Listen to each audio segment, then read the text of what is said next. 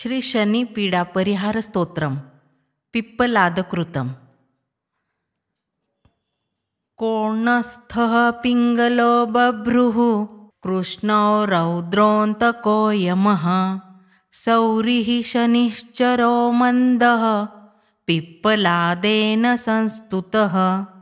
एतानि दशनामानि प्रातरुत्थाय यः पठेत् शनैश्चरकृता पीडा न कदापि भविष्यति। पिप्पलाद उवाच नमस्ते कोणसंस्थाय पिङ्गलाय नमोऽस्तुते।